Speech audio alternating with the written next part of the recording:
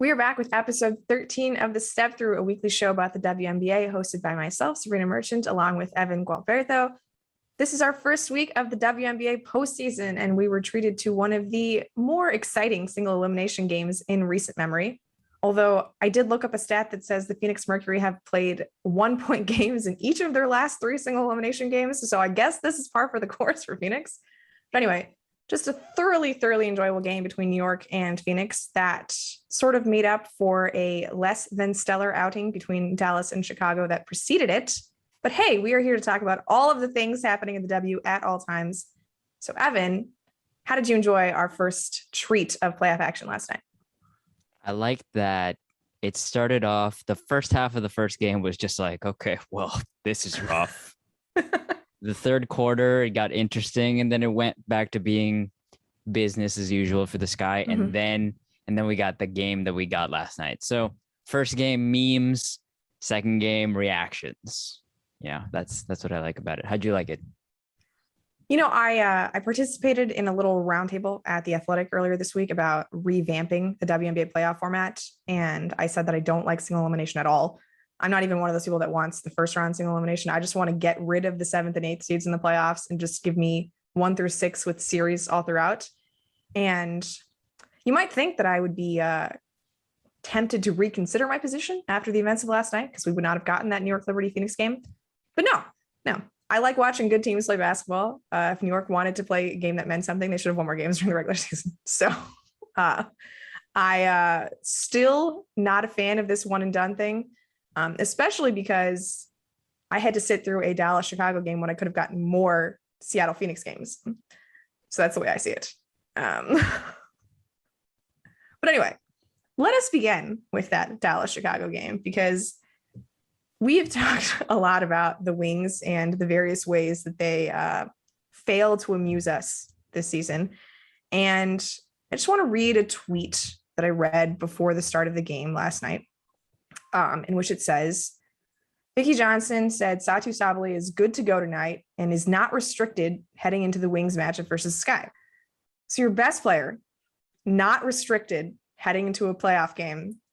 Do you think Vicki Johnson started Satou Sabally? Would it make sense to start Satou Sabally? Why would she? Why would she?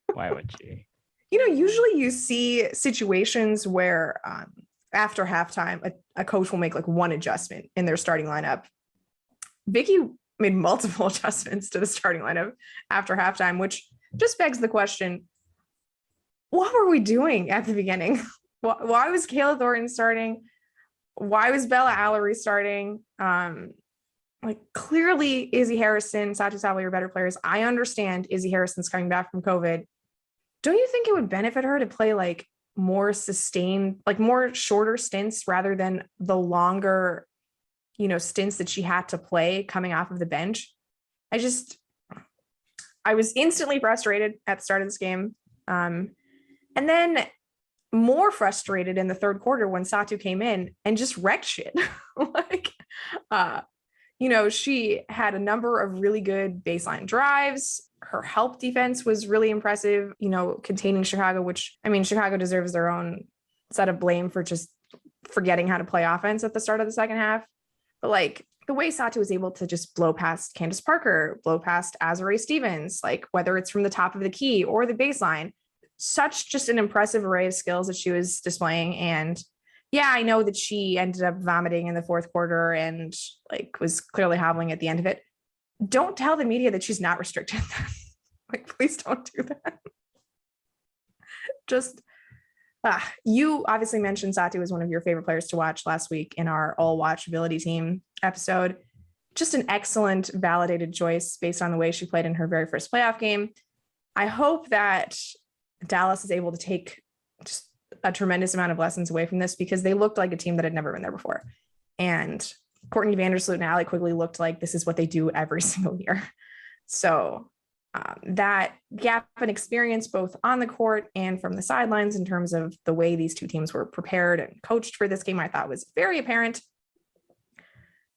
I just still think that the Wings had more talent and I would have liked to see a better showing, but such is the case of the 2021 Wings. This is how I felt about them since the start of the season.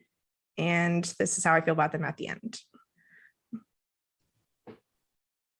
Oh man, I don't even know where to start. I guess I just start Bella. I don't know.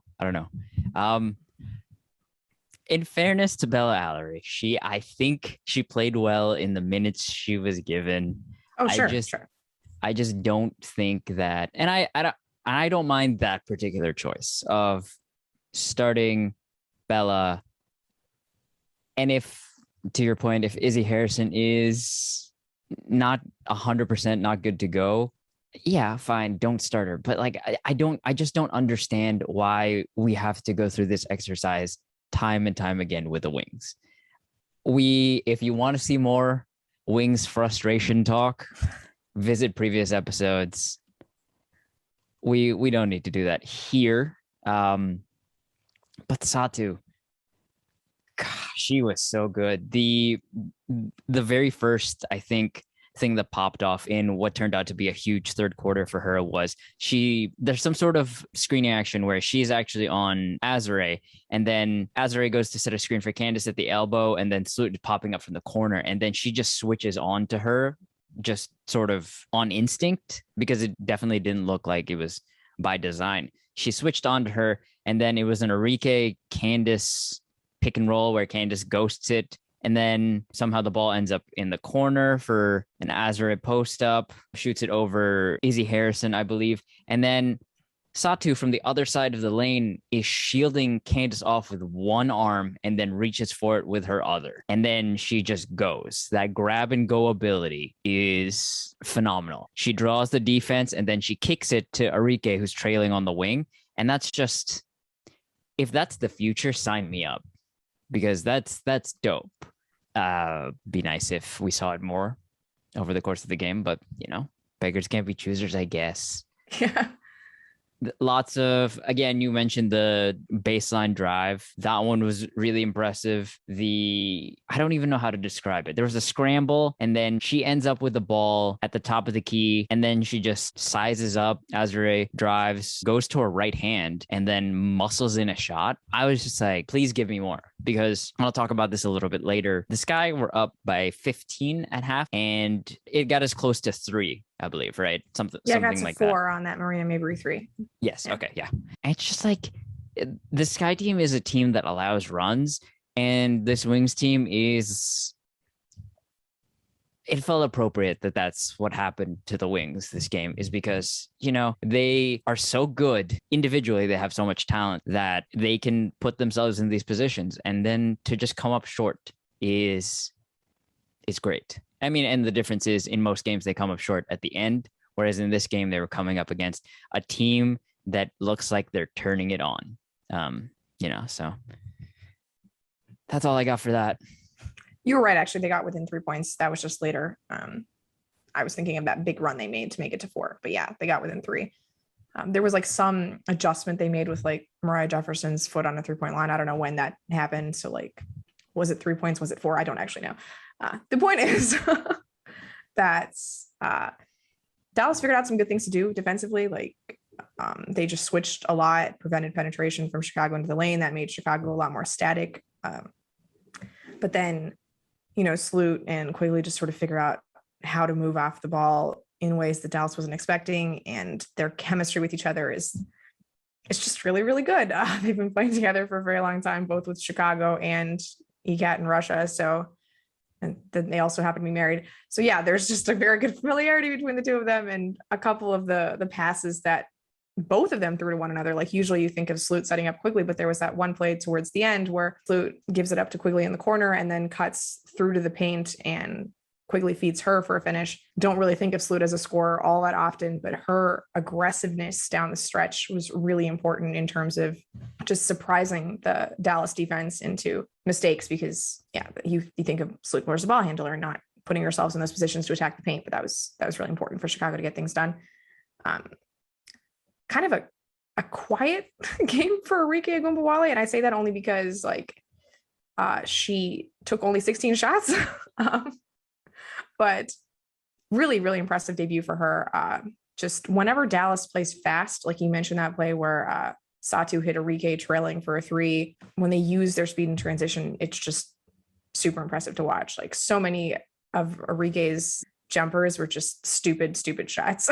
Like, I was so incredibly impressed by the way she could create space for herself, the way that they fell down by 21 points in the first half and just refused to think of themselves as out of it. And a lot of that is because you have someone like Arike Ogunbowale who can just pull up, stop on a dime. That left wing was so good for her throughout the game, just that elbowish three. I had mentioned how excited I was for Arike to be in the playoffs. Unfortunately, her backcourt companion, Marina Mabrey, did not have the same debut we'd hoped for, and I say we as the royal we, as our Notre Dame fans in this podcast and our community that we've created.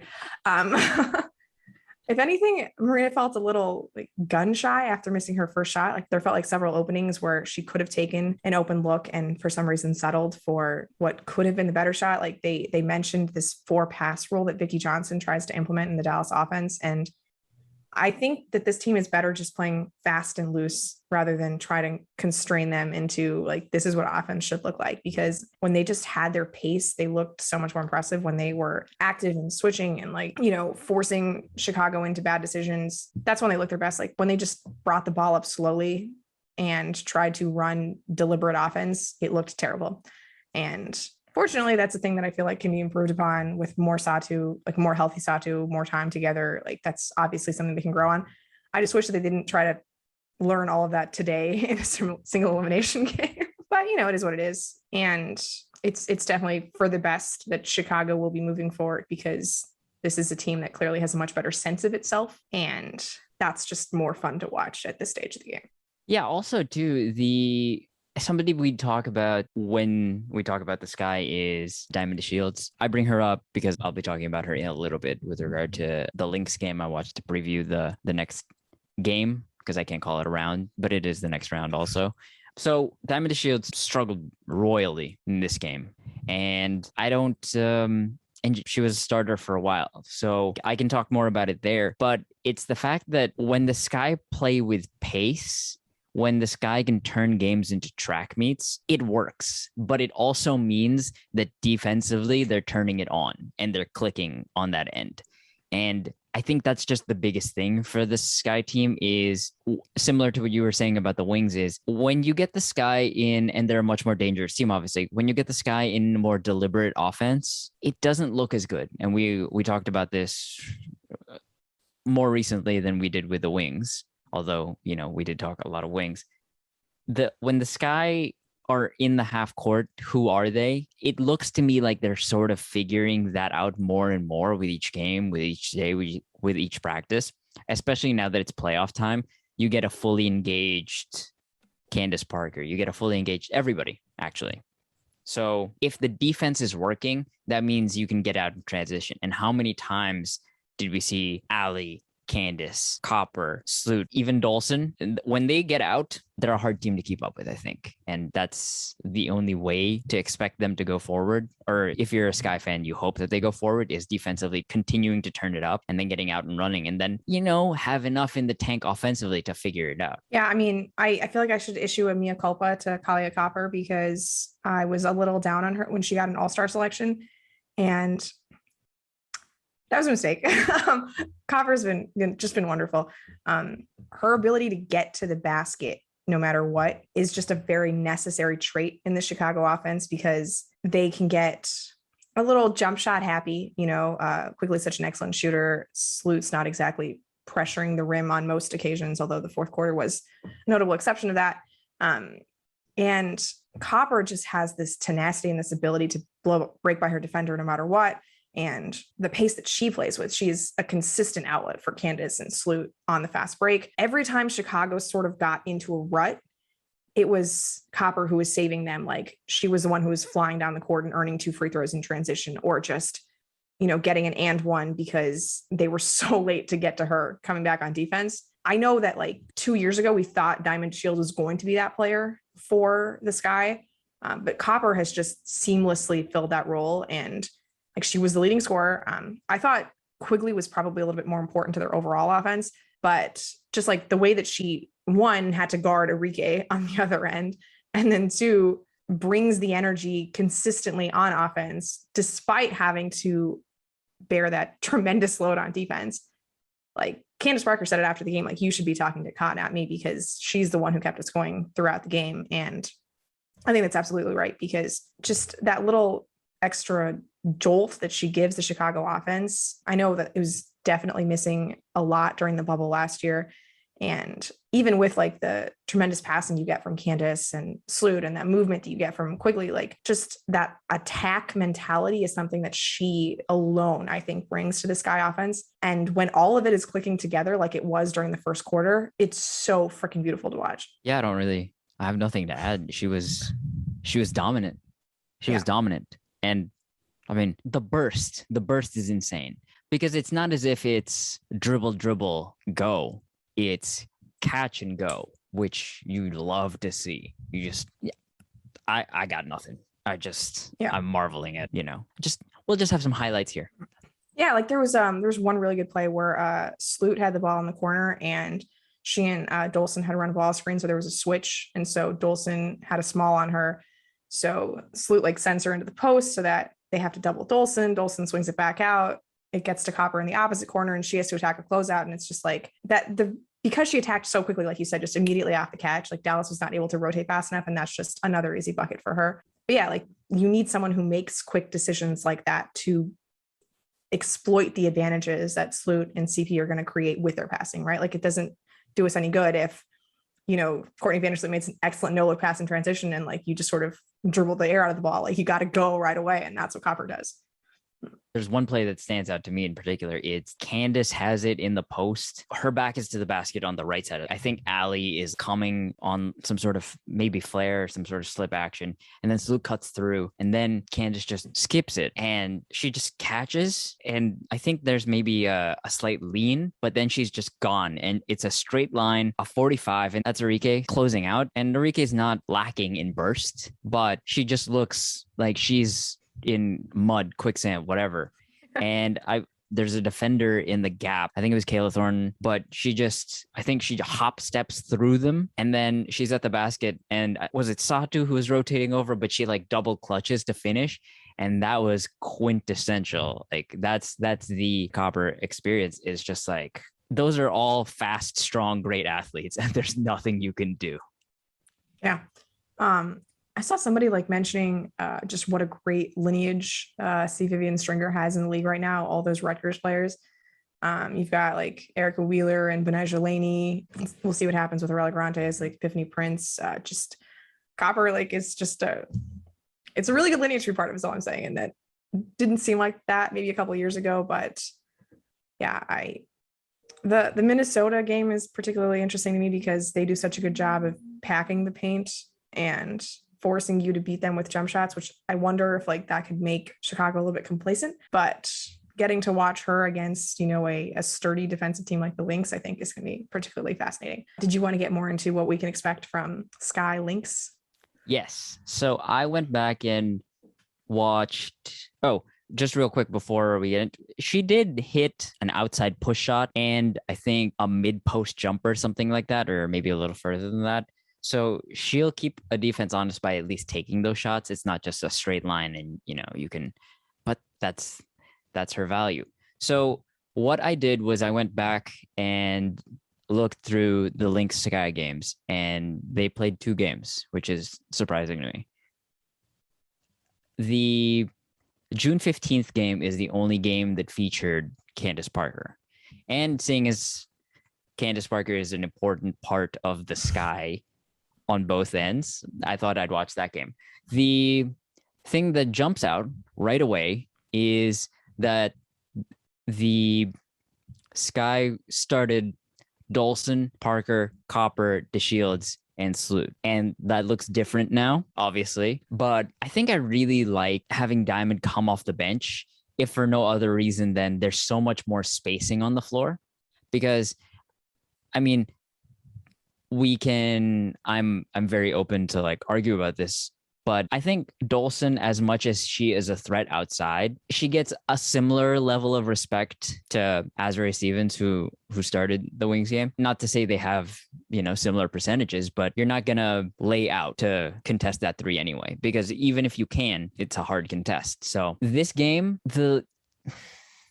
how do I phrase this?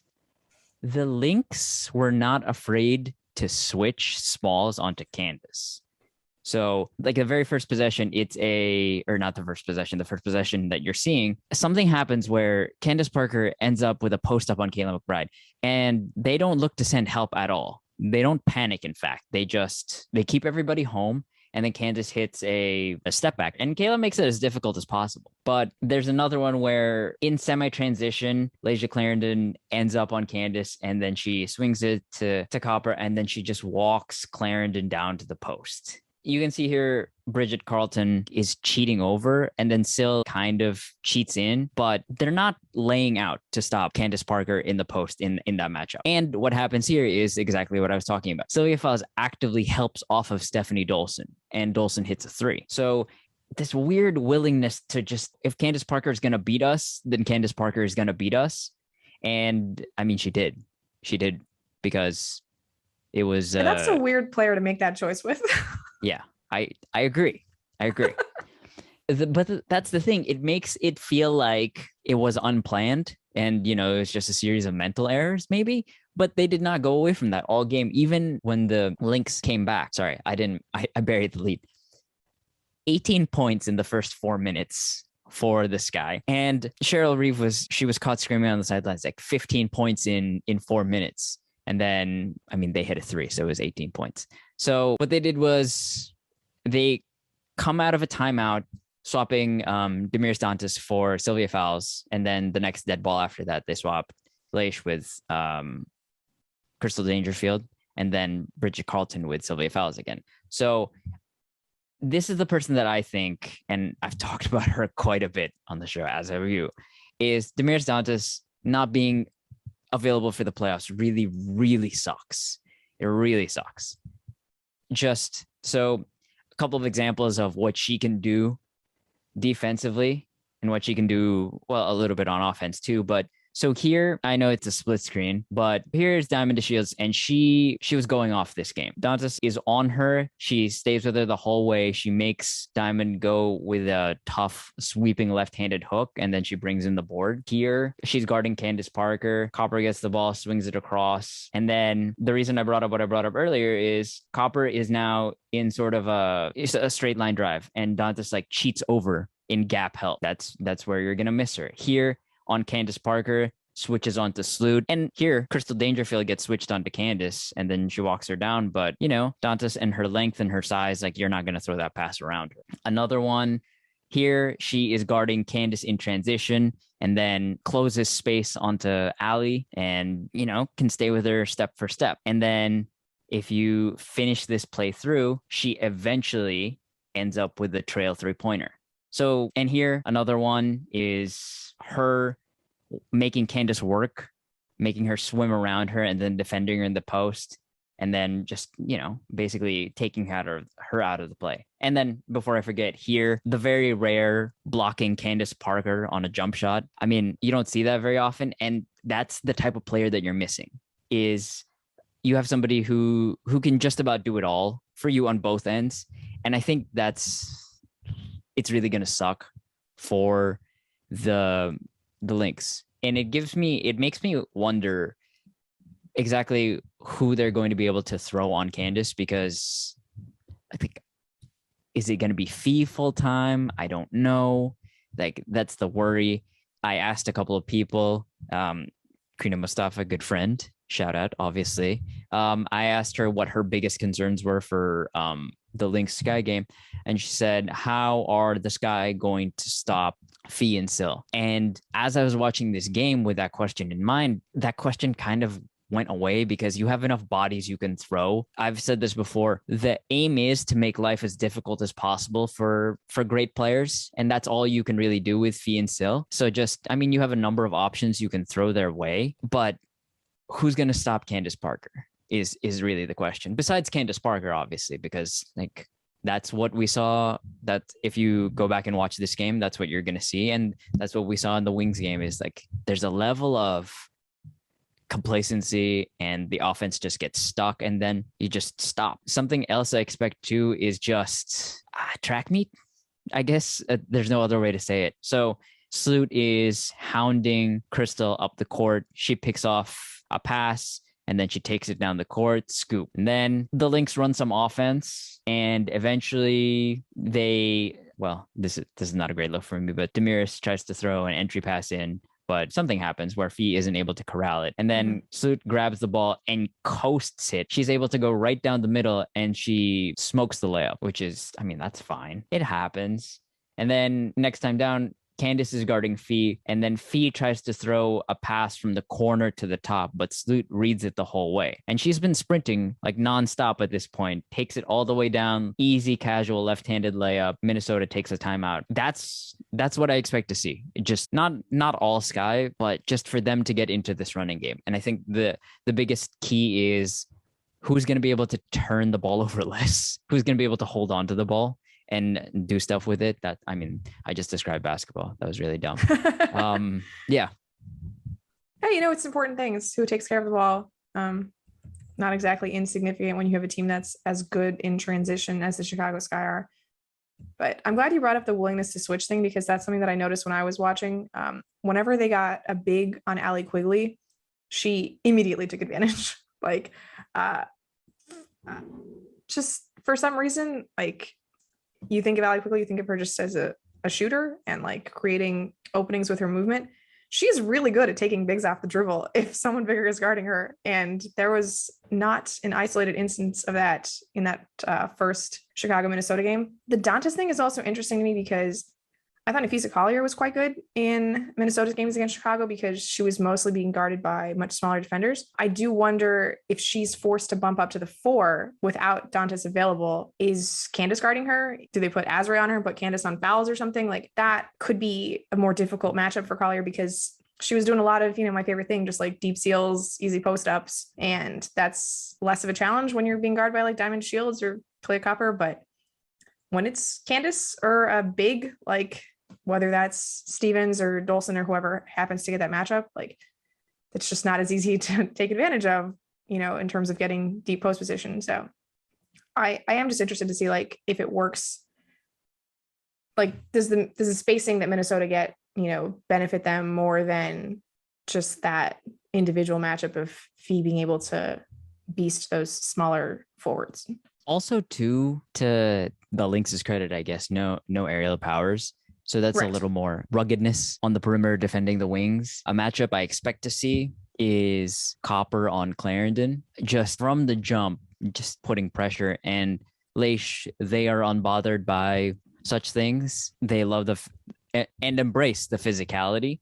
Oh, yeah. But eventually that's going to wear you down because that's Kahleah Copper. Another thing is, in the game that I watched in particular, at one point Fee had 23 points in the first half, and whoever it was on call talked about how Fee at that point had more points than the rest of the Lynx combined.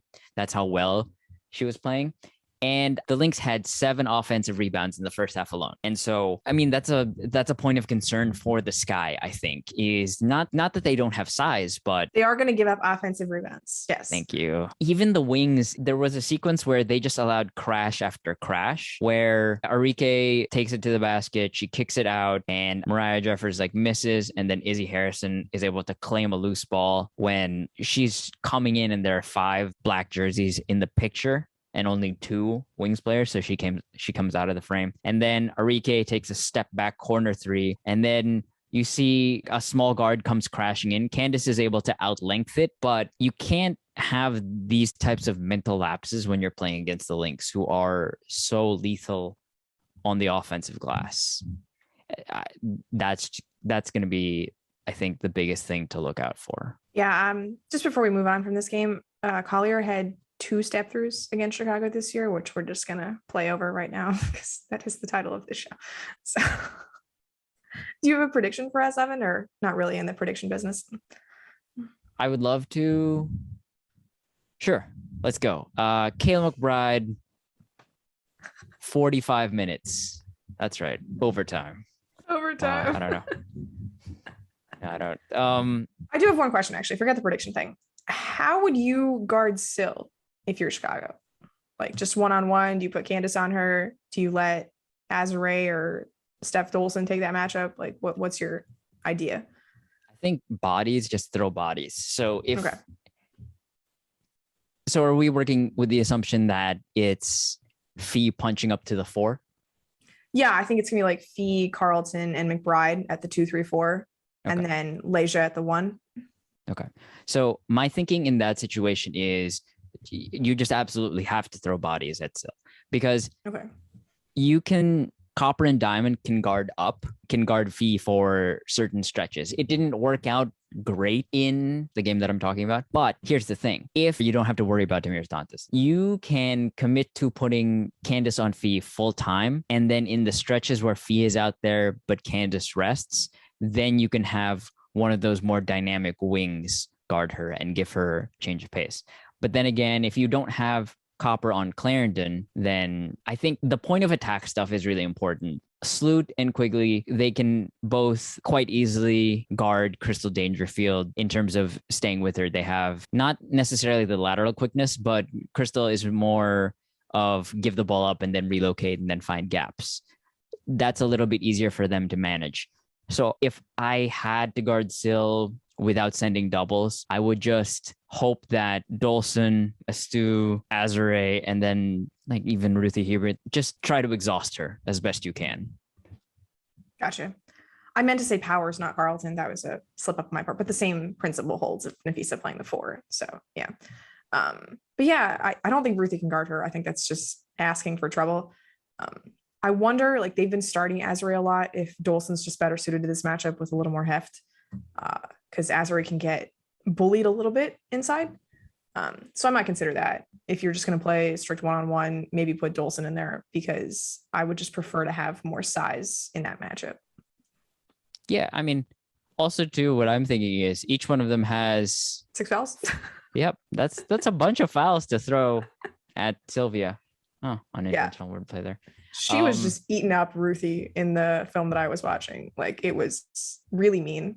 Really, really mean. Oh yeah, she, even struggling, she got to her spots and she just buried her defenders. So yeah. Mortician joke. Okay.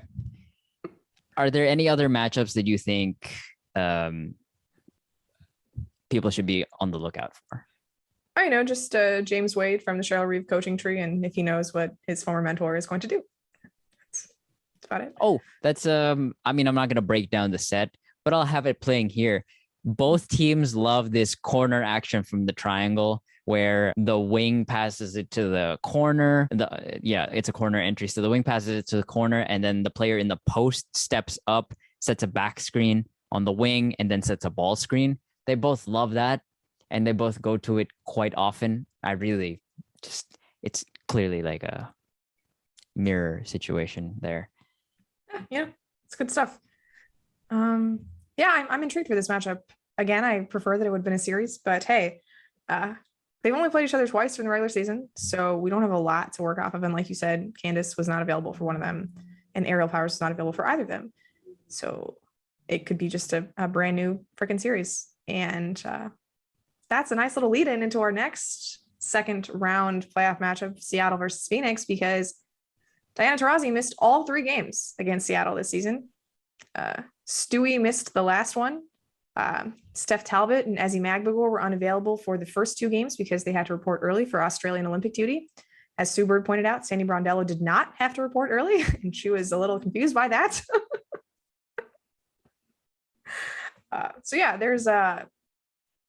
It feels like these 2 teams are very familiar with one another. And then I remember that they played each other in the playoffs in 2018, that epic 5-game series where everyone won their home games, which was now 3 years ago.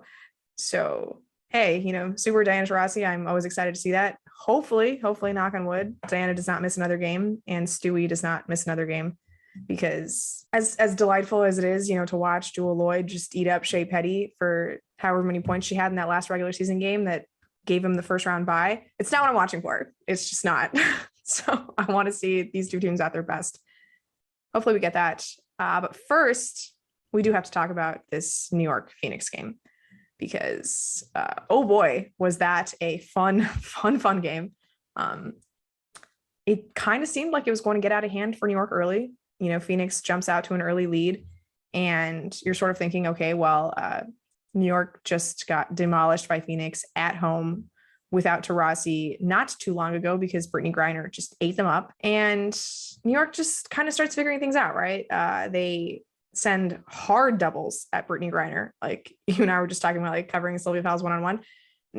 No chance of Brittney Griner playing one-on-one in this game. It was aggressive two defenders trying to force her to make the right read out of that. Credit to Brittney. She found Shea Petty and Kia Nurse quite a bit out of those actions. Did not work a ton when she found Shea Petty because Petty had a pretty disastrous shooting game, unfortunately for her. And then, Kia Nurse tends to have her better shooting games against the Seattle Storm. One of them during the regular season, she put up like a career high 6 threes against Seattle in a loss in Everett. But the adjustments that Phoenix tries to make to combat this, super aggressive double teaming of Brittney is one, they take out Brianna Turner for Kia Vaughn and try to play a little more high-low with Brittney at the top of the post so that she can still see over the defense when those doubles come. Why they couldn't do that with Turner still in the game is a little bit unclear to me. I guess they didn't trust Turner to finish in the lane if the ball got down to her, whereas Vaughn is a little more aggressive looking to score.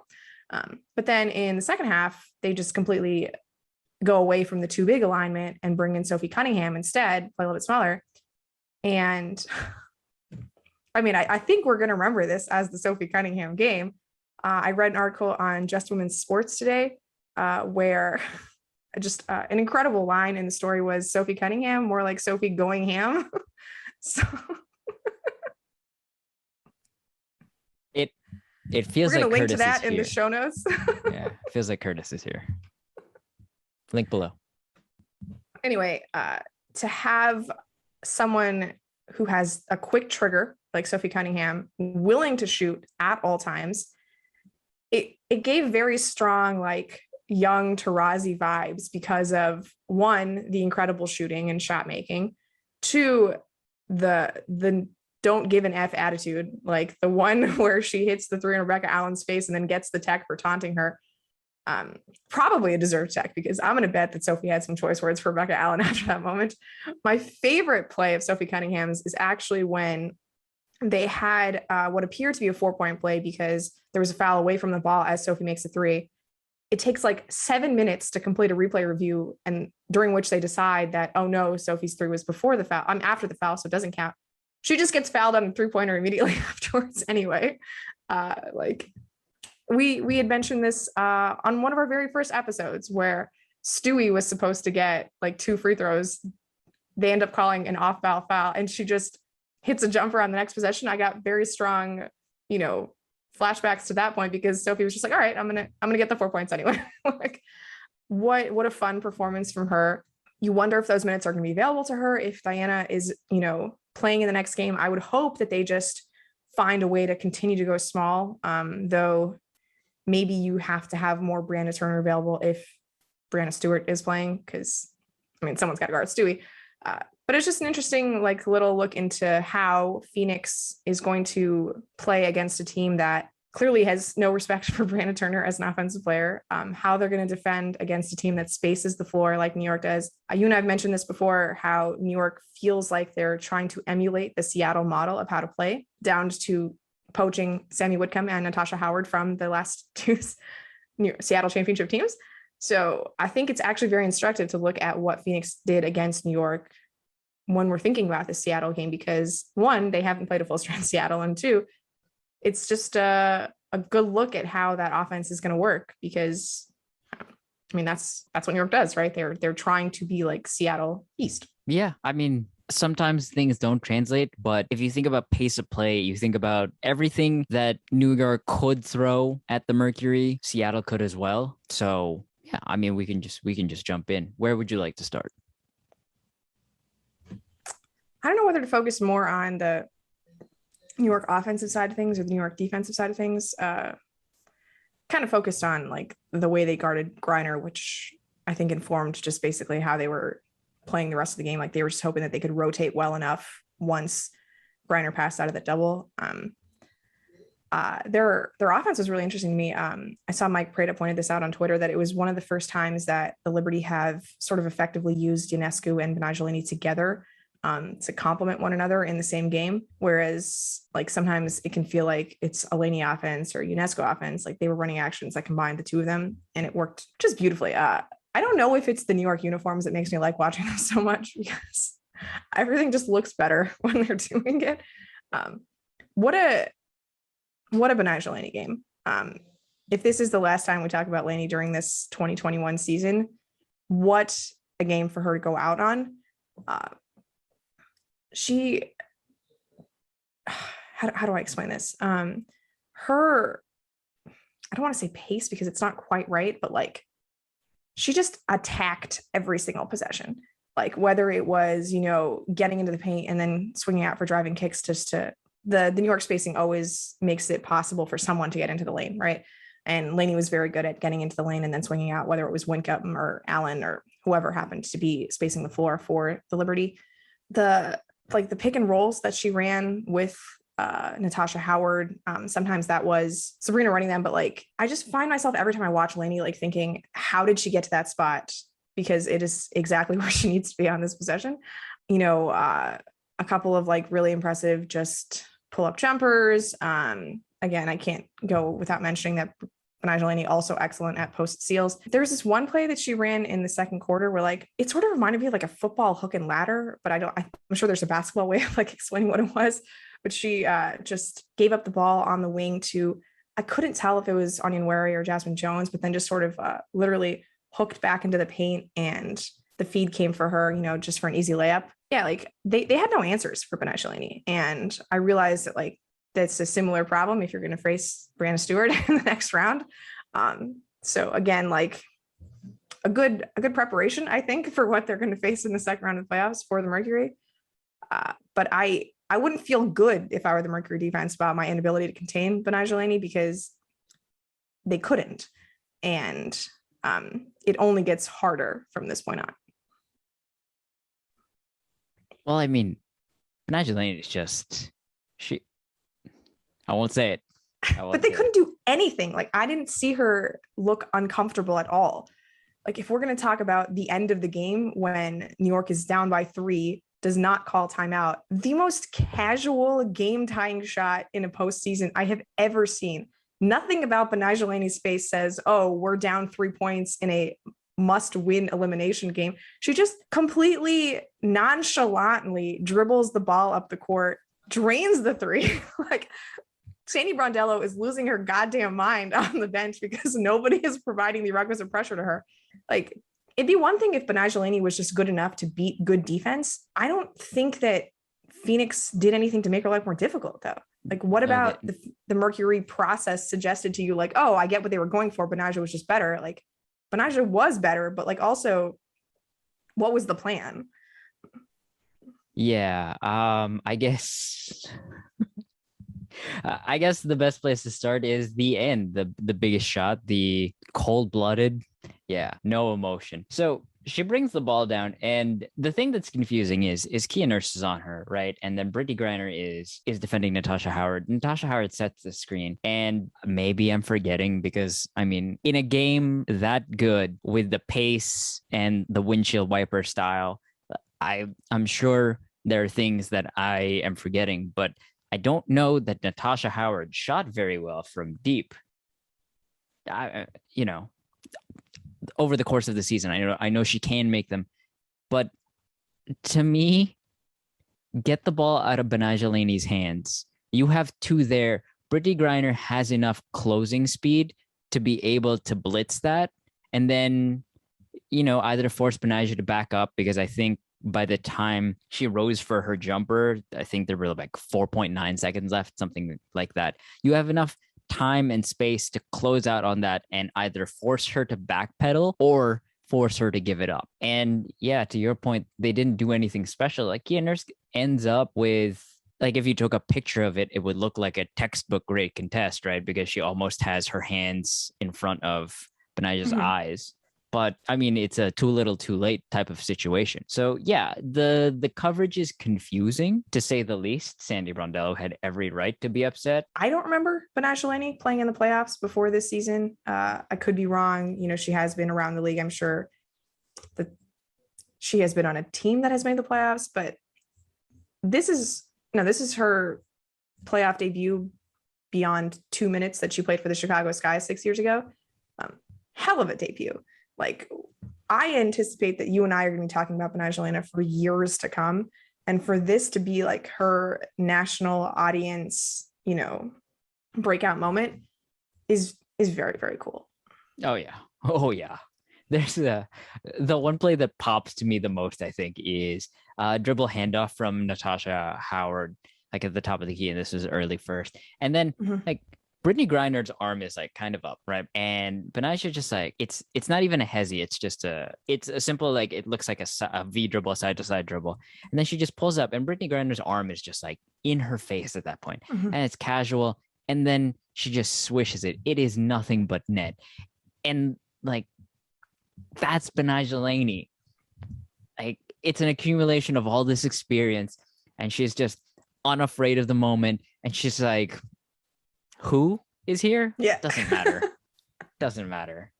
Like, there's no situation that you can put her in on the basketball court, right? A play you haven't yet talked about is Natasha Howard gets the ball inbounded to her. And that's the thing. Betnijah Laney is a great inbounder. She's a great decision maker. So she looks like she's going to set a screen after inbounding the ball. And then she just gets to about the lane line and turns and goes. And then she's able to catch it. And it's a left-handed finish with Skylar Diggins-Smith rotating over. And that's the thing. It's like right hand, left hand. It doesn't matter. In the post, step back, spin move. Like, she's so good. Yeah. Good.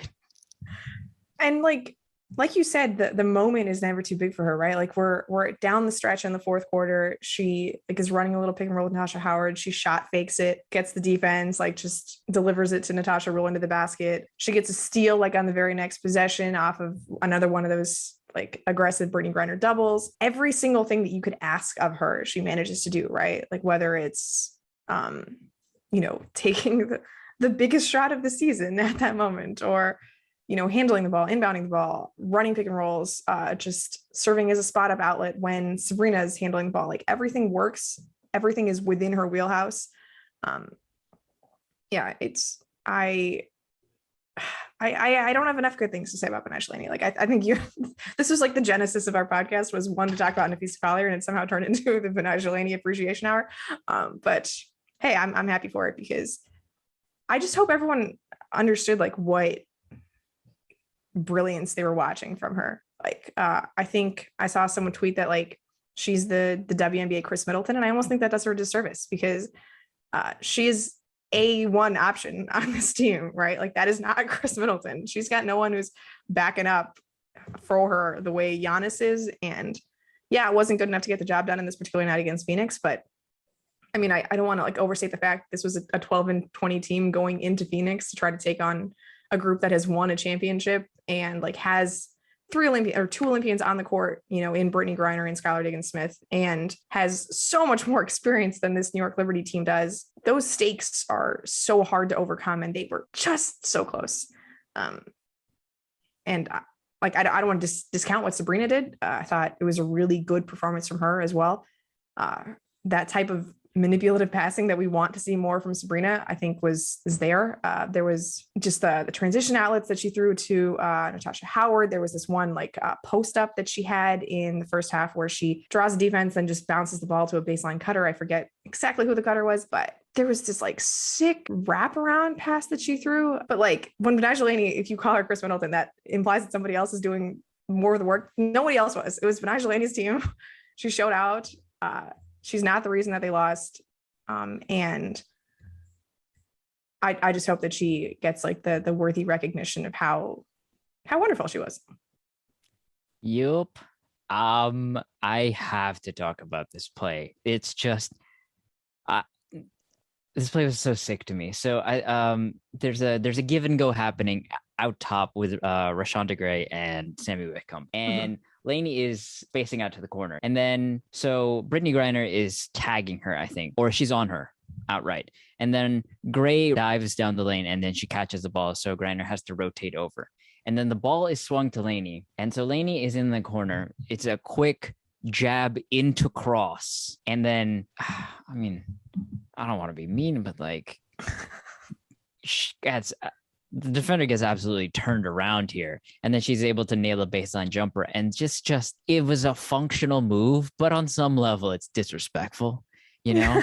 And that's, yeah, she's so very good. And I don't think there's any doubt that this maybe this team takes on the personality of Sabrina in some ways, but it's Laney's aggressiveness and her ability to be the primary creator that allows Sabrina to do the things that she does. And, you know,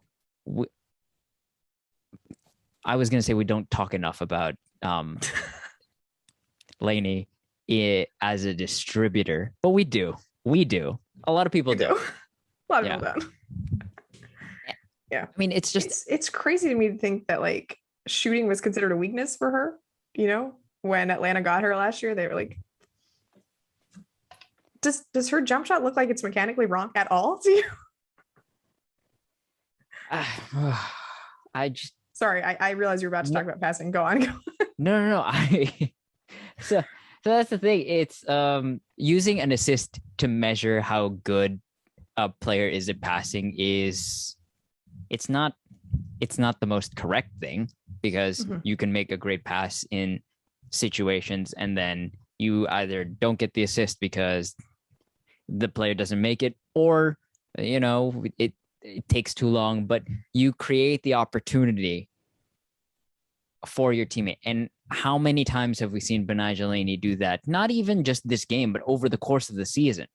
Just casually, she is attacking, she's going downhill, and then she dribbles at Brittany Griner. Brittany Griner is like a step into the paint. And then Laney just sort of shovels it to Natasha Howard, who's trailing up top. But now not that either Mercury player tried to get around her anyway, but she scoops it to Natasha Howard and she just launches from three. So I guess that answers my earlier question of, you know, can Natasha Howard hit threes?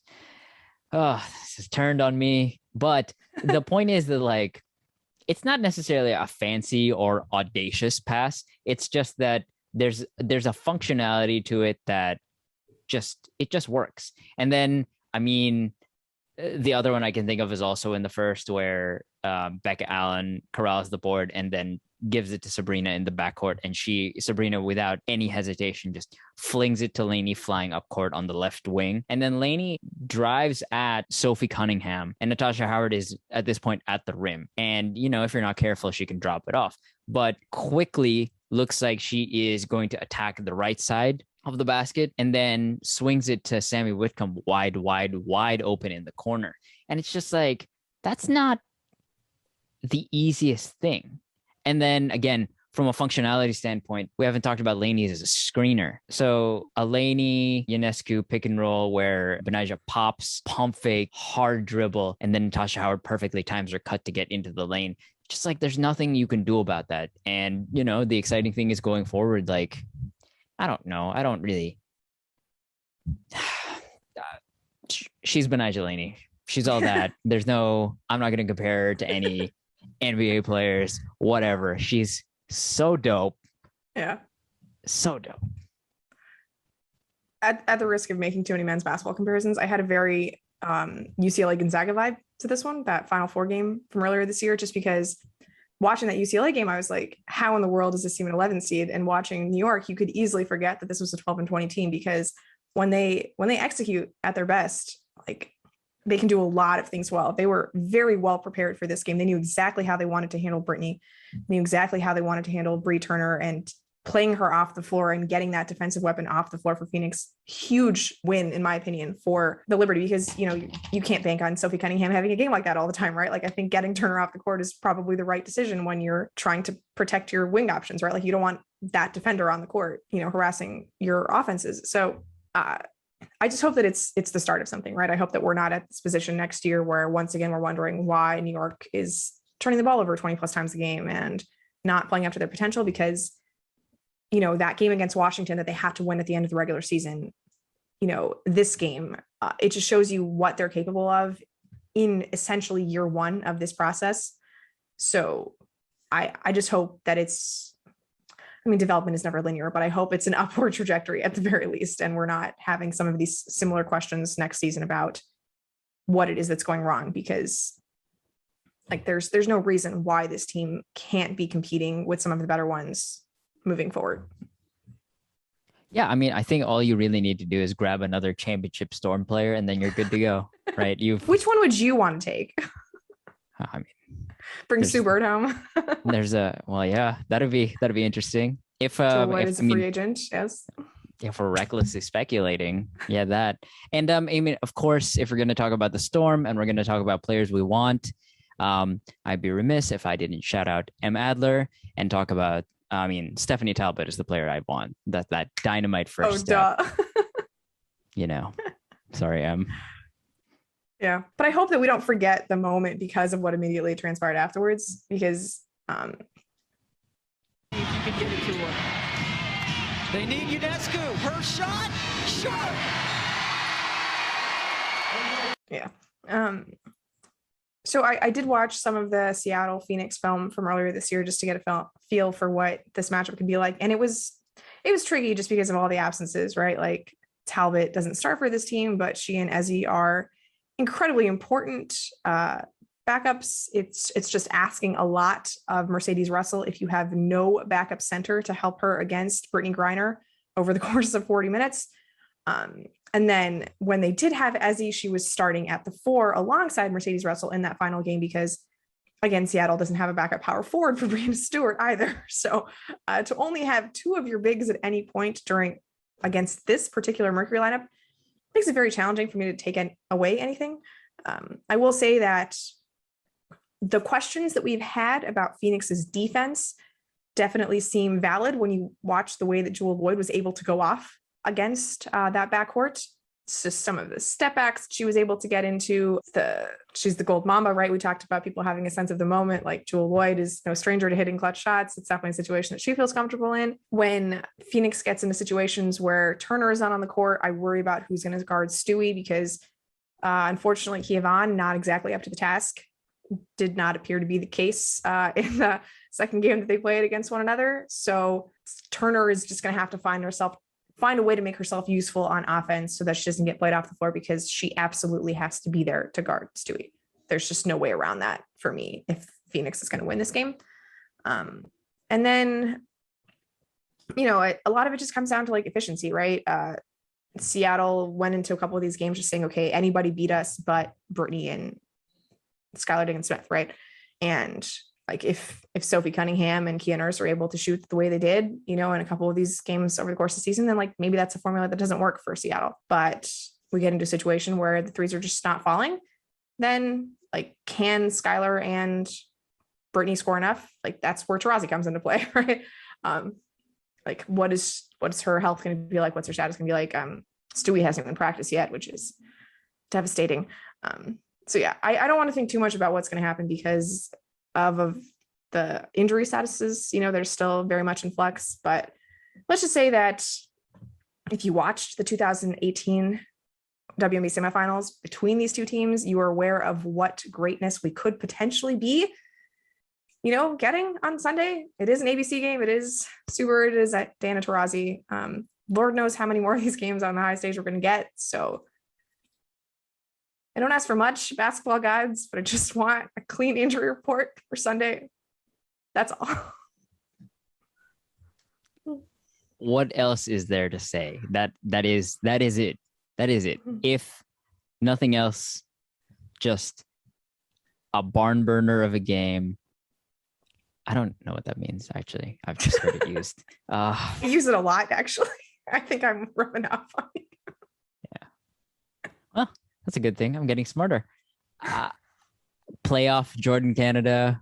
Oh yeah. Yeah. Jordan Canada had a nice step through in game 2 of this series, so we're just gonna play that right here too. But yeah, if nothing, because we haven't made any predictions yet, but we've talked around it. But if there's anything that I hope to see happen, it's that Diana and Breanna are both out there, because just until, and I'm not sure because like this just sticks into my memory. I think in elimination games, Diana Taurasi was undefeated until that Sue Bird game. Yes. So I think I don't know if she has one leg or whatever it is, but she's going to be out there on the court. I'm willing to bet. I certainly hope so. Hard knock on wood. Yeah. But I mean, if we don't see that, then I think the recipe is going to be very much the same of the way it was last game. It's going to be a lot of Notre Dame guard offense, So I mean, yeah, the hope is that it's going to be a good game regardless of who is available on the court, but you always want to see the greats because, as you said, how many times are we going to get to see this? How many times is Diana Taurasi going to be able to say, oh, you stole one from me, I want that back? Who steals one from Diana Taurasi? Diana has, I mean, we're seeing it more and more now, especially with the Go conversation and stuff like that. Diana has this mystique about her that's just like she's going to do whatever it takes on the court to win these basketball games. And you put her in the playoffs, and if nothing else, she is going to rip your heart out on the way down, right? And then Sue Bird comes in, and that game. We'll play some clips for you here, but if you haven't seen those games and you have the time, go watch them because it's one of the best series I've ever seen in professional basketball. Just no qualifier. It's one of the best series I've ever seen. Like the level of drama at the end of each game, just the ridiculous shot making from Canada and Bird, and Bonner was still on that team. It was stupidly exciting. Also, for the coaches out there, that was the series that I think I learned so much from, because one of my favorite things, as I continue to say about the W, is they let you in on the huddles. So I got to watch Sandy Brondella draw up that play that got Diana Taurasi that three. In the corner? Yeah. Yeah. Good stuff. Anyway, yeah. So, shiny, happy feelings about Betnijah Laney and Sabrina Ionescu, who had a double-double. I don't know if I wasn't paying attention. I'm sure it was mentioned outside of that game, but I don't know if I heard it in the game. I just caught up in the moment, I guess. But yeah. Only 5 rebounds shy of a triple-double, Evan. Since we're talking about that, the Sky game, people were talking about that Sloot and Candace were on triple-double watch, and then I went and checked their stats, and yeah, I mean, sure, yeah, they could have gotten there, but they were a little further away than near triple-double. Candace, I understood because she accumulated most of her stats in the first half.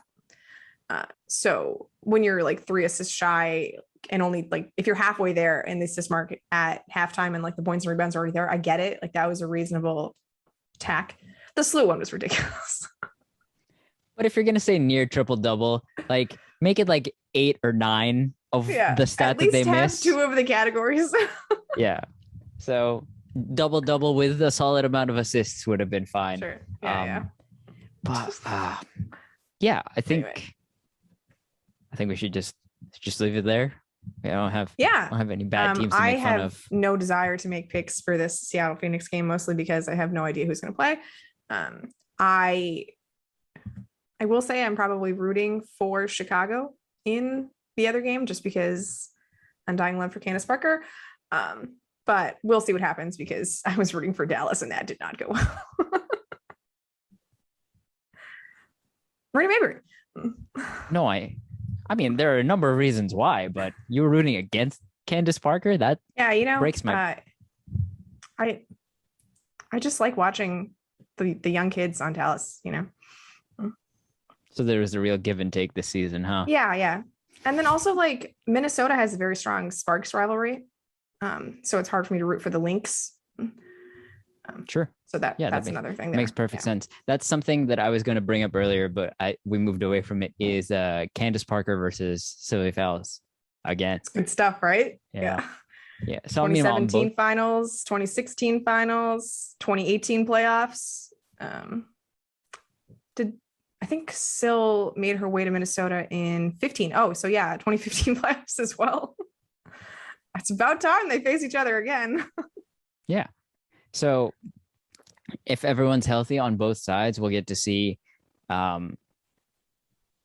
Diana versus Sue and then Syl versus Candace. So yeah, that's what we're looking forward to.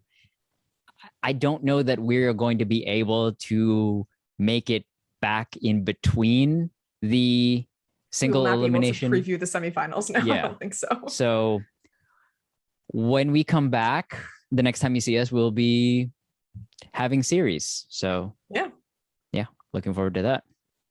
Yeah, I think that's very much within our wheelhouse to break down game 1 of the series and then preview the rest. Predictions? None. 45 minutes for Kahleah McBride. That's what we're going on with. So, I mean, we'll see you next episode. Bye.